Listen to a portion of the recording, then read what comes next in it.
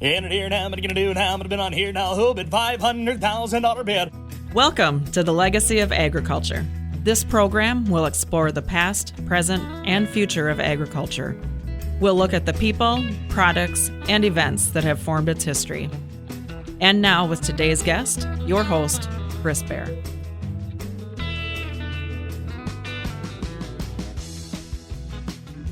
Good morning, ladies and gentlemen. This is Chris Bair, your host of the Legacy of Agriculture. We appreciate you taking time out of your busy schedule to spend a little bit of time with us. If you're joining us on the radio, we appreciate your time. If you don't join us on the radio, you can join us on Apple, Spotify, and now YouTube. The channel at YouTube is the Legacy of Agriculture. You can also find us at legacyofagriculture.com. We've got all of our shows recorded right there on the Legacy of Agriculture. Thanks for joining us. Today, a long-awaited and long-anticipated show this morning with a friend of mine for many years, Mr. Tom Donohue, who is retired from the livestock industry. And Tom, we appreciate you for joining us. You were formerly with Sioux Falls Regional Livestock, and thank you for joining us here this morning. Yes, thank you for having me, Chris. You've a little bird has told me that you live here in South Dakota, but you go down to Southern California in the wintertime. Well, this is the first time I've left the area for 40, 50 years, but I had an opportunity to spend the winter in Southern California, so I took it. And but I kind of miss home. I don't know if I'm going to do it again, but we'll see what happens. There's something about being right here in the heart of the upper Midwest that just whenever you go, you always want to come back, right? Yep, I missed home. So, Tom, you've spent your entire life in the auction industry, and on the livestock side. And livestock has always been interesting to me. I remember as a young man, we had cattle on the farm, not a very big herd, and my dad sold that herd. And when I decided to get into the auction industry, as an auctioneer, a very good friend, of course, I was in the machinery side of it. A very good friend of mine was a cattle auctioneer, and he invited me to come sell with him one day. And there was one thing I learned about the cattle industry: don't do it because you don't know anything about cattle. So I learned really early on in my career as an auctioneer and in the auction industry to respect the cattle guys, and it's always mesmerizing to me to go to a cattle auction. Yeah. So tell me a little bit about your story about how you started in your business in the livestock world. You started as a very, very young man. Well, my family, my grandfather started Rice Brothers Commission Company in Sioux City, Iowa, back in the early 1915 or so, around in that area. And as the stockyards companies grew, they had like 32 companies down there, commission firms. And then they moved to Sioux Falls. Rice Brothers did in the 1930s. And anyway, my dad moved up here after getting out of the military in 1947, and he took over Rice Brothers in Sioux Falls, South Dakota. And then, of course, he was married and had 9 children. I was had a twin, and I was the third or fourth child. There was 4 boys and 5 girls. And anyway, but he had Rice Brothers, and we sold cattle, hogs, and sheep, and he was in the cattle division. So as young kids, he'd have us down there on Sunday nights haying up, and then as we got old enough, we were down there working in the hog barns, cleaning pens and chasing pigs around and hogs around. And anyway, as we got older, I moved over to the cattle division and eventually went to college and then came back and just wanted to work at the stockyard because that's all I really liked. Right. So then I took over the hog galley back in the early 80s. And then eventually he came back and moved over to the cattle division as he was retiring.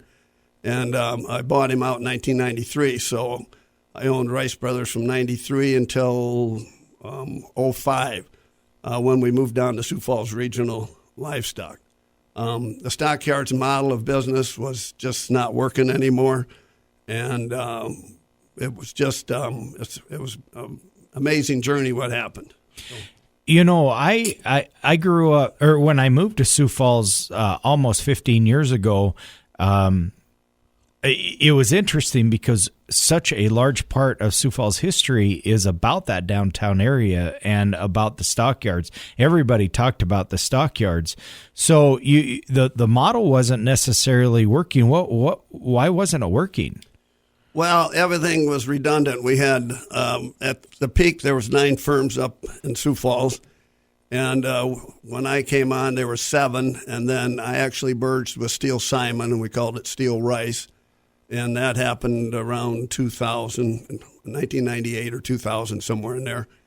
And anyway, everything was redundant. We had 6 office managers. We had 6 different insurance policies. Everybody had 4 or 5 people on the road. So that's like 30 cars. And so it was just redundant, and there wasn't enough livestock to actually support everybody. Excuse me. And as a result of that, the stockyards company, they owned the stockyards, and they weren't making near the money they were, and so they weren't investing back into the yards. So anyway, there was always a lot of talk from people in Northwest Iowa and at the stockyards, the younger people saying, what are we going to do?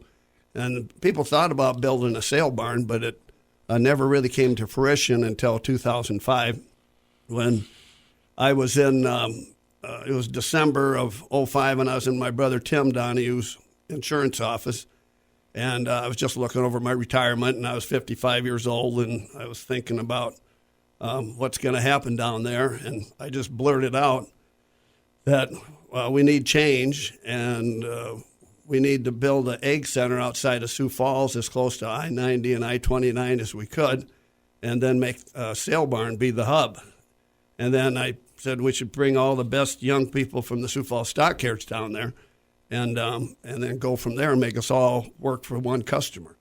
Anyway, my brother Tim turned around and looked at me and said, well, I know a contractor. Would you be willing to talk to him? So I said, sure. I've got nothing to lose. So the very next day, he had me up there talking to this contractor. And in January of 2006, we went down to Joplin, Missouri with this contractor and his engineer, and we looked at Joplin's fairly new sale barn. And on the way back, they were very courteous and very kind and showed us all around. And on our way back, the contractor said that he would build it and lease it back to us. And right then, I'm in the back seat of that SUV going, my life has just changed. At 55 years old. Yeah. And I liked working at the stockyards. It was my whole life. And but again, it was just one of those things you had to take advantage of. But it was fearful. It was, and I knew it was going to happen then. And anyway, he said, I'll build it and lease it back to you. And he says, you put the group together. So anyway, at the urging of my brother Tim, he just kept pushing and pushing. And then these guys bought the property where it's at now, right off of 18 there, the Canton exit. And then we tried to put the people together from the stockyards, but a few of them came down. But some wanted to have their own alleys, and I said, no, that's not going to be the case. And I'd heard a lot of good things about some boys from Northwest Iowa, the Cudums, and Jason Spikebore and Dwayne Russ, and so they said they'd be good partners to have. So we met with them, and we got a partnership going, and they've done a wonderful job running the deal. And I got the opportunity to do what I've done my whole life, going on calling on farmers and looking at their livestock and building up a big customer list. That is a great story, a very, very interesting story. Folks, we're at the end of our first segment. We're going to be back in just a few minutes. Stay tuned. This is Kyle, equipment sales representative with Pfeiffer's Auction and Realty. Pfeiffer's is proud to provide the best seller experience around. From start to finish, our trained equipment representatives will make sure the right decisions are made to get the most money from your new or used equipment. We believe that knowledge is power, and our reps provide you with the current market estimates to help better understand machinery values. If you want to sell machinery, then nobody does it better.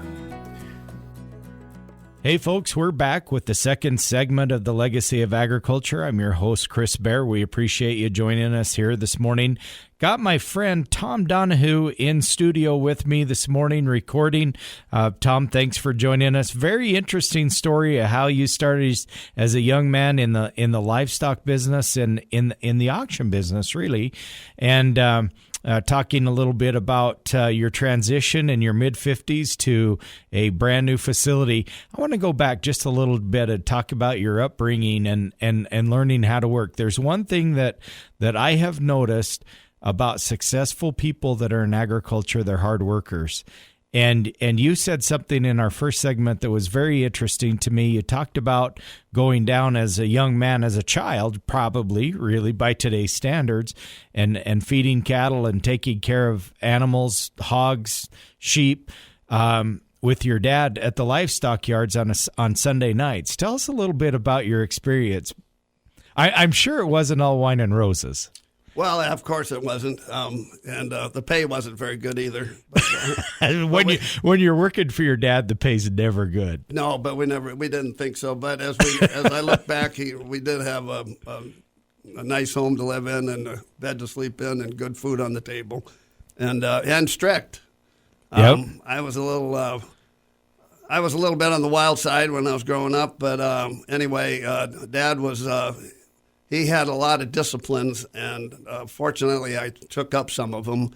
And one thing he always said was, well, get everything done. He said, if we're hay in the alley, we had a catwalk down there, and he says, before you leave here, you make sure that hay in the alley looks better than the rest of your firms, your competitors. Right. And so I took that to heart because I was competitive. Right. And so when that was my job, that's what I did. And anyway, he also said as I moved into working in the country and calling on farmers, he just said and he pushed, making all kinds of stops. And I had to kind of learn on the go. And anyway, but that was I would say the meat of the business is getting out there calling on the farmers at that time, for sure. And he said, if you can work the road and call on customers, you'll always have value. And so that's one thing I took to heart. And so I paid attention to that, and I did that. And as a result, I have many customers, and most of them have become friends. So you said an interesting word there about value. And in the commission world, we use and hear that word a lot, is value and trust. What value are you referring to? Well, bringing value to the client or to the customer. Well, as you get to know your customers by going out there, first of all, they see you're willing to come out there and stop on their farms and make a lot of cold calls. And once you get through that, the meeting, the cordiality of getting to know them, if they're receptive, and you need a little personality to do that. And then you break down their barriers, and then you tell them what you have to offer and your services, and then you back them up with good service. And you tell them the truth. And sometimes you may not get the business, but you wish them well on what they're going to do with their livestock. And if that's the right thing, and if that doesn't work, we ask them to give us a try. Yeah. So the value that you were providing to your clientele and your customers wasn't necessarily, I'm going to sell you something. What I'm selling you and giving you is my time, my talent, and my services. Yes. is what that is. Yes. And in the commission world, that's very hard for people to understand. Is the value that you bring to those guys in the commission business really is the highest quality of value that you can give.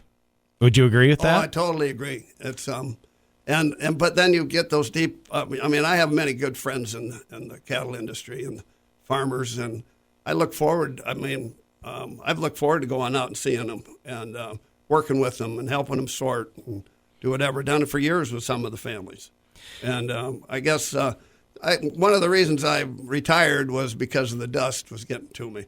I've got asthma, and at my age, it finally started catching up to me.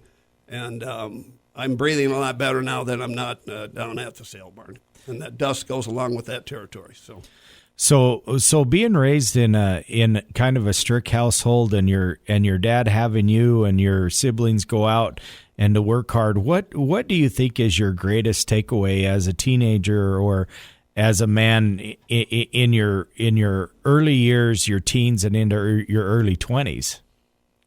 Well, I would say, to be disciplined, to be on time. I found that out the hard way because we like to go out on Wednesday nights with our friends, and sometimes I got to work late, and that didn't last very long.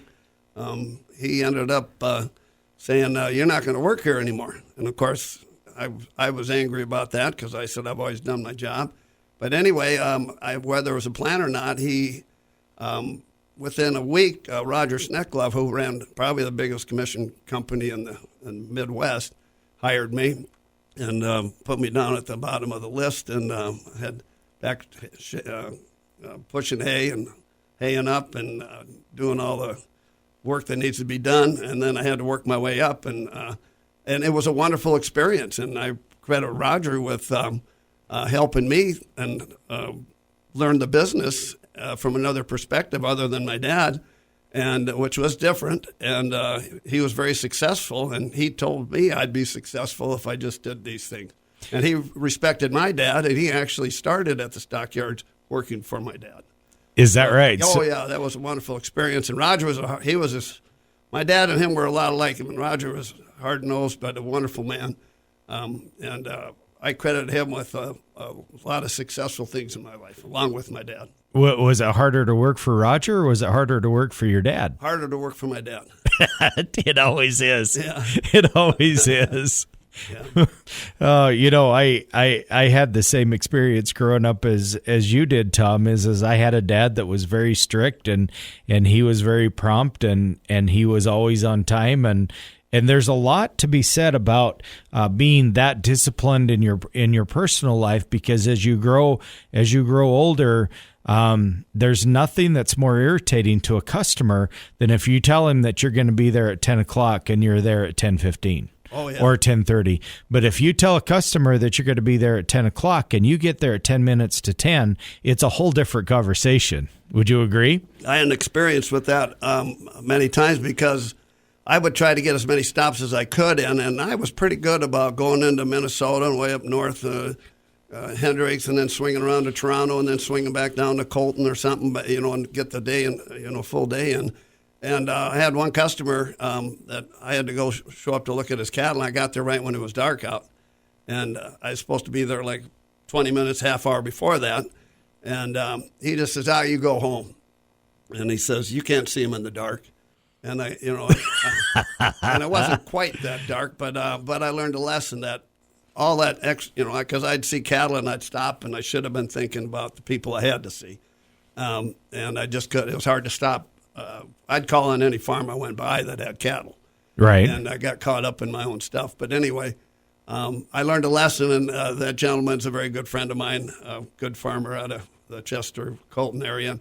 And I've sorted cattle with him for 35 years, and he's helped me down at the stockyards at the time and bought cattle for him. And we're the same age, and we've had a lot of fun together. So that's one of the things that I too, Tom, have enjoyed in the agriculture industry and in the auction industry is the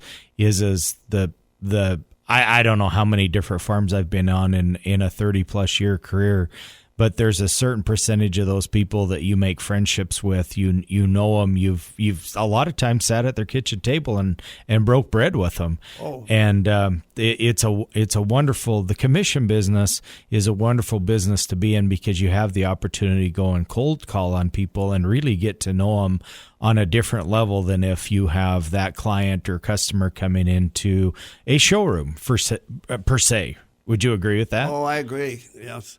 And every day is different. I mean, every day is different, because you go out and you never know what's going to happen on the farm, and you get intertwined with the farmers and their families and what's going on there. And as you become a healthier, trusted person, they might need a little help in other areas, and you can help them too. So, very, very blessed to be able to call a lot of my customers friends.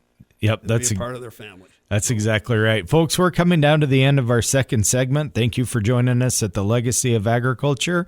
You can join us on Apple, Spotify, and now YouTube, the Legacy of Agriculture. We'll be right back. Hey, this is Jasmine with Pfeiffer's Auction and Realty. Did you know that Pfeiffer's has a construction consignment auction? That's right. We are currently accepting consignments to be sold on May 29th, starting at 9 a.m. If you have items that you would like to sell, call 605-836-2277 today. When it comes to auctions, go to Pfeiffer's. Nobody does it better. Hey, folks, this is Chris Bair, your host of the Legacy of Agriculture. Tom Donohue is on with me on today's show. We appreciate Tom taking time out of his busy schedule. We've had a great conversation about Tom and his upbringing in the cattle industry, particularly in the commission business, and in his ownership and partnership in several different livestock organizations. We appreciate you being here with us. Tom, you know, as agriculture is progressing, we're seeing more and more all the time that the age of the producer and the age of the individual that's in agriculture is increasing. I think the average age of most farmland owners are now well into their 60s, mid-60s. And there really is a generational change that is coming. Tell me a little bit what you see there and your experience with young people in agriculture, and what advice would you give a young man or a young woman that wants to be in any aspect of agriculture, whether it's livestock, whether it's seed production, whether it's chemicals or machinery? What is it? Well, I guess, I'd say that most of the cattle producers are 65, and older. And I did have the opportunity to work with some young fellows, and there are some young guys taking over from the family farm, if you will. And one experience I did have was a very positive one, working with a young fella. We got a call at Sioux Falls Regional Livestock. They called me and asked me to, they just told me they were going to bring some livestock down, and I priced them, and they sold pretty good, and they brought me some more cattle. And so then I thought I better get out there and meet them. So I ran out to their farm at Iroquois in South Dakota and got to meet him. And a young guy at 18 years old, and him and his brother trying to make things work. And they struggled a little bit, and it didn't quite work out. But then I got to say that they were very hard workers and very diligent. And then this gentleman, I visited with him, got to know him well. We became friends. And we didn't, all of a sudden they were out of business. Anyway, a couple years later, he calls me and says he wants me to start buying cattle for him. And he had moved to another area of the state and got started and was feeding quite a few cattle. So when you take that time with that person that's just getting started, and they learn to trust you, and they'll come back to you. And, when things get rolling, and you don't know who that is, but that's up to you and your character. So, and I was always on the level with him. And anyway, we've had a wonderful relationship today. And even this winter when I was gone, he called me up and said if when I get home, he'd like to have me start buying cattle for him again. And, and I'd love to do it, but I've got asthma and it just doesn't work. So the whole thing about that is, you never know when that guy's only feeding 10 head, then he might be feeding 2,000. So my dad, one thing he always told me was, you treat the guy with one head the same you would a guy with 100 head or 200 head or whatever. You respect everybody because that's what they have at the time. I mean, that's what they're in the cattle business, so treat them all the same. And when you're selling cattle, treat them all the same as best you can. Yeah, so, treat everybody fair. Yeah. Your handshake is your word and your bond, and what you do, what you say, right? Yep. Say what you're going to do, and then do what you said. Yep. And it's still amazing about in the cattle industry how everything's done on a handshake. A lot of money passes hands, just shaking hands, and then you got to being true to your word.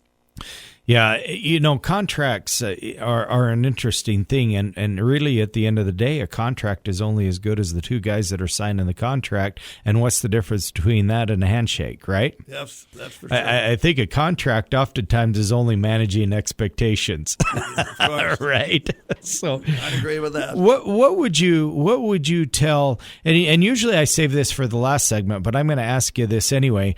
What would you tell the young man or young woman that's 13, 14, 15, 16, 17 years old that's going through FFA or is being raised on a farm that wants to be in agriculture, but with the change in economics over the last 5 years and the massive increase in the value of farmland and the input costs that you have, but wants to be in agriculture in one form or another, what advice would you give that young person? Well, it could be, very alarming and very seemingly unattainable to get started nowadays with what it costs. But hopefully they can get some type of help to get them started. And excuse me. And then I would say things have changed, and so you have to. And a lot of these young people do know there's better ways to do things than what we did way back when. And so the new technology with from tractors to with anything that's going on at the sale barn as far as we film it and people can buy cattle online and but we still got to fill up the seats, which we do, and that's a great way to do it. But it's hard to say because the young people are I'm 72 years old, so the young people need a opportunity from the people that have been successful in there to get a good start. Find a mentor. Yes, I agree. Find somebody that's been down the road that's made some of the mistakes that a young guy or a young woman, they just don't need to make those mistakes. And I would say don't start out by buying, like I've seen, start out small and grow. Yeah. Don't buy the best. You can keep it within your means when you're starting out. Yeah, be conservative, be fiscally responsible, be educated, know what you're doing, get a good mentor. Yep. Those are all great ways to get started in the agriculture business or continue in the agriculture business after getting a good education, right? After getting a good education. And don't go for the home run, hit for those singles and doubles. Yep, that's exactly right. Hey, folks, we're coming down to the end of our third segment. My friend Tom Donohue is in the studio with me recording this morning. We appreciate Tom taking time out of his busy schedule. Folks, Pfeiffer Auction and Realty and Land Management has a beautiful line of land and machinery auctions coming in the spring and into the summer of 2024. For a complete listing of all of their auctions and auction archives, history of auctions that we've had in the past, you'll want to go to their website at pfers.com. That's PIFERS.com. Or if you're thinking about having a sale in the near future, give them a call at 605-836-2277. The good people at Pfeifers will come and give you a free, no obligation consultation on selling your land or farm equipment, and oftentimes an opinion of value or an appraisal is what's needed. Give the good people at Pfeifers a call. Pfeifers.com or 605-836-2277. Nobody does it better. This is Kyle, equipment sales representative with Pfeifers Auction and Realty. Pfeifers is proud to provide the best seller experience around. From start to finish, our trained equipment representatives will make sure the right decisions are made to get the most money from your new or used equipment. We believe that knowledge is power, and our reps provide you with the current market estimates to help better understand machinery values. If you want to sell machinery, then nobody does it better. Folks, this is Chris Bair, your host of The Legacy of Agriculture. Tom Donohue has joined me in studio today talking about his life and experience and upbringing in the livestock auction industry. You know, Tom, the listeners might not know this, but we're neighbors. The Pfeiffer Auction and Realty facility is just one exit to the north of Sioux Falls Regional Livestock, so we've been neighbors for a long time. And it wasn't too many auctions ago that you had a customer that was hauling cattle clear from Montana, clear across a corner of Wyoming, down all the way across 400 plus miles of South Dakota, and then another 20 miles into Sioux Falls Regional. And anyways, he sold cattle there, and then he came up to our auction yard where the machinery's sitting, and we sold him a $180,000 cat wheel loader. So people were traveling all over. It's always impressed me that you guys that are in that livestock and the cattle business, you wear out a lot of pickups. We do, and a lot of miles put on them. We cut a pretty wide swath. The areas of the country that I worked was southern to middle Minnesota. I've been in North Dakota, mostly South Dakota, a little bit into Iowa, into Nebraska a little bit, and anyway, got to meet a lot of people, and all my partners and other guys that worked with us, they've traveled all around, and anyway, we at Sioux Falls Regional Livestock, it's been a wonderful experience. It's been just a miracle how we put it all together, and from Roger being a great manager when we started out to the auctioneers, Dewey and Spike, they did a wonderful job, and then of course the people on the road, and then some of the sons of our owners, they were doing a great job too. So, and anyway, and it's been fun. I really enjoyed working with all of them, and I'm of Irish descent, and a lot of them are of Dutch descent, and and after we would, I lost a lot of money, those guys, playing pinochle after the auctions. We'd kind of wait around to see how the results were for the day, so we'd kind of just sitting there, so we'd say, okay, let's play a little game of pinochle. But they are all good pinochle players. Not only good cattlemen, but they're good pinochle players. And, I've heard about some of those pinochle games, Tom. Well, they didn't cost a lot, but at any rate. And then my brother Tim did a lot to help us get started. And he wasn't really a cattleman per se because he wasn't out in the field. He was an insurance man and did a wonderful job there. But he helped us get started, and we actually worked with Sheldon Livestock and Tri-State at the time, and that worked good for quite a while. That was kind of our dairy sale barn. But that's all changed, and now it's just Sheldon and Sioux Falls Regional Livestock. And they're very committed to helping our customers. A lot of young guys are taking over as the older guys are working their way out of there. We've been open now for 18 years, so it's quite an amazing deal, and what a blessing. And we have a wonderful location where we're at. So and we do work a lot. We're very serious about taking care of our customers and doing it the right way. So you've been in the cattle industry since you were young. How many millions of miles do you think you've traveled in your career? You've been in the business professionally for 55 years before you got to retirement. Is that a safe number? Yeah, I guess so. Yeah, that'd be pretty close. Yeah, I wouldn't have a clue how many miles. Sometime when you're not doing anything and you're home alone, think about the vehicles that you've wore out. I know in my 30+ year career, quite a few years back, I was thinking about the vehicles that I've driven and owned over the years, traveling all over the United States, or at least west of the Mississippi, I should say, is millions of miles and wore out many a pickup. Well, I think when I was really, as I gotten older, I only put on 35,000 a year, but in the day I'd put double that, 67, 70,000 miles a day. And we had 2 to 3 auctions a week too. Every Monday we have feeders, and Wednesday we have our fat cattle sale, and then during the season we have our bred cow sales. And so everybody's very committed down there, and so a lot of the guys are out there calling on their customers. So it's been a wonderful ride. Yeah, that's a great thing. I want to go back and I want to touch on the importance of people. And it really doesn't matter what business you're in, whether you're selling cars or whether you're selling cattle or whether you're selling insurance or whether you're selling solar panels. It's always about the people, isn't it, Tom? Yes, it is. It's always about the people that you surround yourself with. And one of the keys to success, in my opinion, is surrounding yourself with really, really good people. Oh, for sure. Not without a doubt.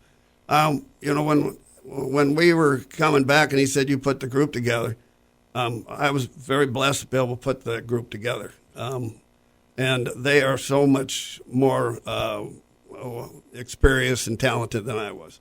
It was just a joy to learn from them. And they are true professionals. So I've been very blessed to be a part of it. I know that I've experienced a lot of the same things in my career as I've had the opportunity to work for several different auction companies over my career, and I owned my own for a lot of years, is that when you surround yourself with good people, they will teach you good things, and they will teach you good habits, and they will teach you how to be a good businessman.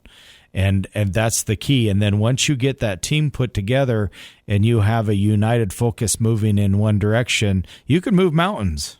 And I'd have to say you just explained Sioux Falls Regional Livestock. Yep.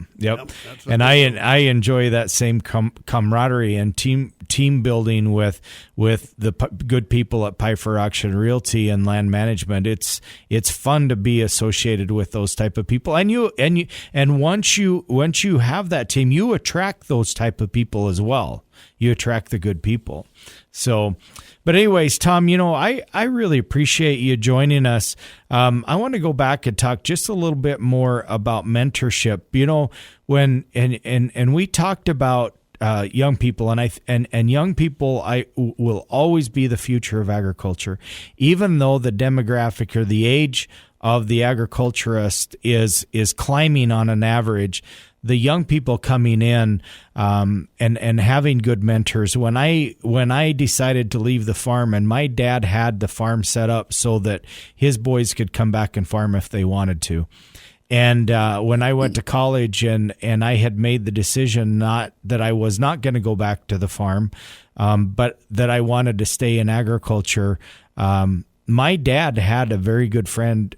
One of his very best friends was a John Deere dealer in town. And I went into the John Deere dealer one day and I said, hey, I want to be in agriculture. I want to be in the machinery business. Can you teach me how to be in the machinery business? Will you hire me as a salesman? He says, nope. He says, that's too easy. He says, I'm going to teach you the business the hard way. And so while I was going to college, and as a mean of paying for my college, he taught me how to go out and buy and sell machinery on my own. And I learned the values much quicker. I learned who the buyers were. I learned who the good buyers were and who the bad buyers were, and sellers, and et cetera, et cetera. And he gave me a piece of advice, and he says, there's people who you can buy from. He says, there's people who you can sell to. There's people who you can do both with, and there's some people you can do neither with. And I've never forgot that statement. And so it goes back to building good teams and having good people to work with, is when you find those good people that you can both buy and sell with and have those good relationships, they're just like gold. That's what they're referred to with the golden egg, or the goose, not the golden egg, right, Tom? Yeah, I would guess so. So I know at Sioux Falls Regional, a lot of young guys come out there. Most of them have been on the farm, and they have to have some experience working around livestock. And they start out back, and they start sorting cattle, and it's a tough job. Yep. And you kind of see what their metal's all about. And then pushing them in the door, that's a tough job too. And some of those guys we use horses down there to run them in the barn, and then you yard them out back. Yep. And but the young guys that show, they got to show a lot of hustle, and they got to be there on time, and most of them probably have chores to do before they get there. So we have a lot of good young people that are working there, and some of it's seasonal, of course. Yeah. But in the winter time is when we have our biggest runs. Anyway, that's so a lot of the farm help can come in after they've got their crops out of the field. So yep. A lot of good people there. Hey, Tom, this is the end of the show. Thank you very much for joining us, and we'll see you on the road. In it here now, I'm gonna do now. I'm gonna been on here now. Who bid $500,000 bid? We hope you've enjoyed today's edition of The Legacy of Agriculture with Chris Bair, sponsored by Pfeiffer's Auction, Realty, and Land Management. Call Pfeiffer's at 605-836-2277.